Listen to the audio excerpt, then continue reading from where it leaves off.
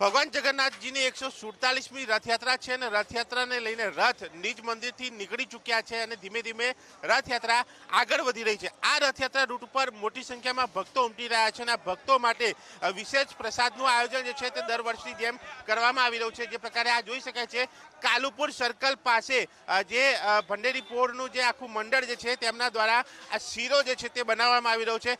આ જ પ્રકારે રથયાત્રા રૂટની અંદર અલગ અલગ જગ્યા ઉપર તંબુ સ્ટોલો લગાવવામાં આવ્યા છે, જ્યાં ચોકલેટ હોય કે અન્ય પ્રસાદો આપવામાં આવે છે। પાણીના સ્ટોલ છે, શરબતના સ્ટોલ છે, ઠંડા પીણાના સ્ટોલ રાખવામાં આવે છે, જેથી કરીને રથયાત્રામાં આવનારા ભક્તોને હાલાકી ન પડે, પ્રસાદ મળી રહે અને ગરમી વચ્ચે તેઓને રાહત પણ મળે। અહીંયા લોકો સાથે વાત કરીશું।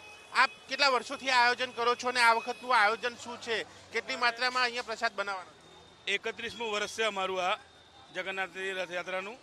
સેવામાં અમે સોજીનો શીરો બનાવીએ છીએ। પ્રસાદી કેમ છે ભંડેરીપોરનો અમારો અંબિકા મિત્ર મંડળ ભંડેરીપોર 31મું વર્ષ, અને શીરો બનાવીએ 10,000 કિલો 10 ટન।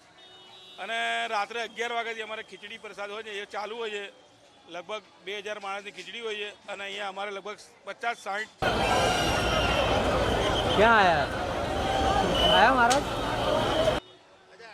રથયાત્રાના રૂટમાં બે એવી લોકેશન છે કે જ્યાં રથ જે છે બે વખત પસાર થાય છે, એક દિલ્હી ચકલા પાસે અને એક અહીંયા।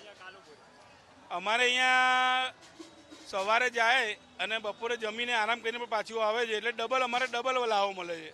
અમારે અહીંયા આગળ પ્રસાદ વેચવાનો, એટલે અમારે ડબલ પ્રસાદી બનાવવી પડે છે। આપ શું કહેશો, રથયાત્રા રૂટની અંદર કેટલા કિલોમીટરના રૂટ કે જેમાં આ પ્રકારના સ્ટોલ કેટલા? પ્રસાદીના 300 થી 400 કેમ્પ હોય છે, એમાં શરબતના અને આ ને તે બધા આવી જાય, પણ મેન પ્રસાદીના 100 થી 150 કેમ્પ હોય જે પ્રસાદી ખવડાવતા હોય છે। આખો રૂટ કેટલા કિલો? 16 કિલોમીટરનો છે। આપ શું કહેશો, એક આ પ્રકારનો લાવો એક દરેક લોકો ઈચ્છતા હોય કે અમે પણ કંઈક કરીએ? અમે તો વેપારી વર્ગનો અમને ખૂબ જ સાથ સહકાર મળે છે। તમામ કાલુપુરના એસોસિએશનના તમામ વેપારી ભાઈઓ છે, જેમ કે કોસ્મેટિકવાળા છે, પાન માર્કેટ એસોસિએશન છે, કાલુપુર ફ્રૂટ માર્કેટ એસોસિએશન છે, તેમજ તમામ કાલુપુરના ચોખા બજાર એસોસિએશન છે। તમામ વેપારીઓ ભાઈઓનો ખૂબ જ અમને સાથ સહકાર મળે છે। સાથ સહકાર સાથે આ કામ થઈ રહ્યું છે, લોકોને પ્રસાદ આપવાની તૈયારીઓ થઈ રહી છે અને આ પ્રકારે આ જોઈ શકાય છે મોટા તપેલાઓની અંદર પાણી ગરમ કરીને અને શીરો બનાવવામાં આવી રહ્યો છે અને આ શીરો જે છે તે બે વખત લોકોને પ્રસાદ સ્વરૂપે મળશે, કારણ કે આ કાલુપુર સર્કલ કે જ્યાં જતા પણ અહીંયાથી રથયાત્રા આખી પસાર થાય છે અને વળતા પણ અહીંયાથી રથયાત્રા પસાર થાય છે, જે એક મોટો લાવો આ સ્થળ માટે કહેવાય છે। અને આ સિવાય પણ રથયાત્રા રૂટની અંદર પણ આ પ્રકારની વ્યવસ્થા છે કે જ્યાં દર્શનાર્થીઓ ભક્તો લાવો લઈ શકે અને કોઈ પણ તકલીફ વગર આ રથયાત્રાની મજા માણી શકે। કેમેરામેન શૈલેષ સાથે દર્શન રાવલ, વીટીવી ન્યૂઝ, અમદાવાદ।